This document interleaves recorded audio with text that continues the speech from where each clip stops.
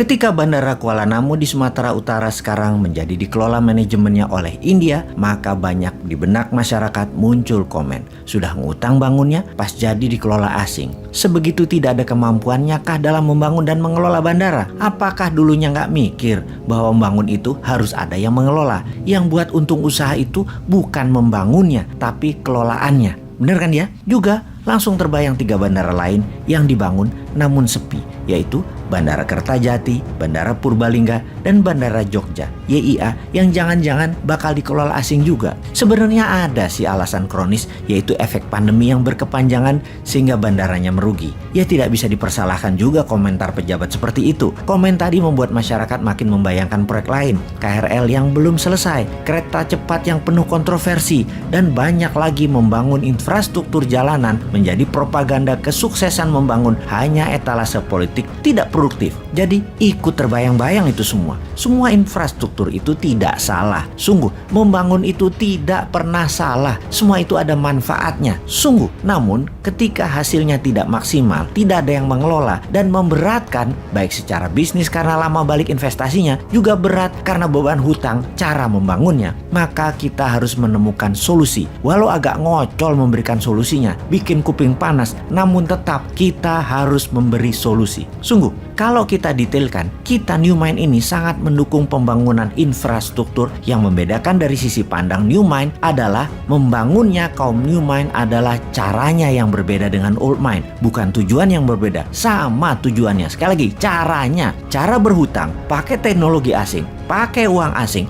pakai orang asing, bahan procurementnya asing, itulah yang dikritik New Mind. Kita ingatkan sekali lagi, biar lebih paham. Membangun infrastruktur tidak salah. Yang salah itu kok bisa-bisanya dibohongi oleh pejabat di lingkungannya dengan mengatakan bahwa membangun infrastruktur itu wajib, bahkan pakai hutang dan dana asing pun gak apa-apa. Padahal berbarengan dengan itu semua, karena ada unsur asingnya, bisa jadi ini hanya akal-akalan yang pasti bisa membawa keuntungan pribadi pejabatnya. Bener deh, berhutang dengan asing itu salah. Membangun pakai asing itu caranya salah. Namun karena tidak tahu, tidak paham, tidak ngerti, ya ambiar jadinya keuangan negaranya. Dengan makin meningkatnya hutang dan uang beredar jadi sedikit di masyarakat. Kita rincikan, kita tahu di dalam membangun infrastruktur itu ada 2 macam. Ada infrastruktur statis, ada infrastruktur dinamis. Statis itu diam, seperti jalanan, jembatan, bandara, pelabuhan, rel. Infrastruktur dinamis adalah kendaraan yang mengisinya. Mobil, motor, pesawat, kapal laut yang mengisinya. Manusia yang mengisinya, barang-barang. Barang konsumtif,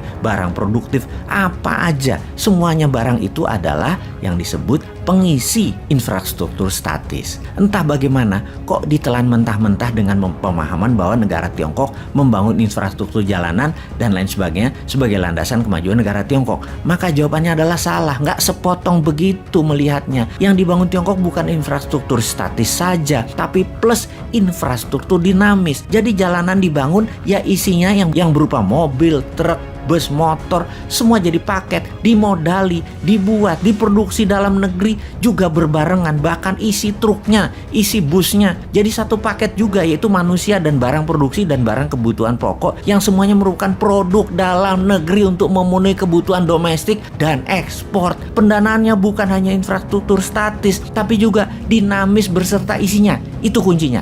Maka kalau tidak sepaket pasti ambiar, dan terbukti sekarang BUMN karya-karya yang membangun jalanan ambiar semua. Kontraktor dan subkontraktor punya piutang tagihan tak terbayar di proyek-proyek tersebut. Karena IRR returnnya hanya dari infrastruktur statis yang gak bakal balik modal lama. Apalagi hanya mengandalkan isi kendaraan kebutuhan pribadi, bukan produktif serta komersial yang hanya ngabis-ngabisin bensin, oli, dan makin banyak impor lah kalau kayak gitu. Bukti lain lagi, kita ini niru Tiongkok hanya bungkusnya disertai ketidakfahaman bernegara pejabatnya. Jadi kasihan dan malu banget kalau dikupas kayak begini.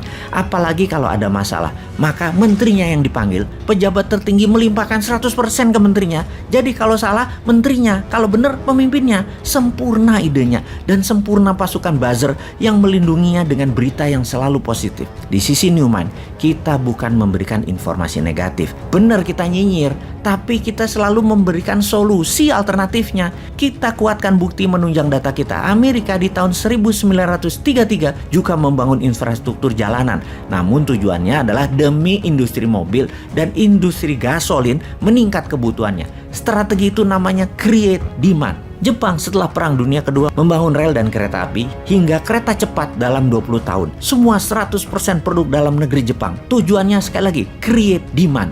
Juga Tiongkok di tahun 90-an hingga 40 tahunan sampai saat ini juga membangun infrastruktur dinamis dan statis. Juga untuk satu hal, create demand. Sementara kalau hanya infrastruktur statis yang dibangun itu bukan create demand, tapi create supply. Yang punya demand, yang punya kebutuhan siapa? Ya pabrik Tiongkok yang perlu. Mereka memastikan bahwa produknya bisa sampai ke ujung desa-desa di seluruh wilayah. Yang tidak paham mengelola ekonomi dan membangun infrastruktur statisnya manut. Yang sesungguhnya create demand produk Tiongkok dengan disediakan infrastruktur statis di provinsi-provinsi lain di luar mainland Tiongkok. Sahabat, mudah-mudahan pada nggak paham ya dengan informasi kali ini.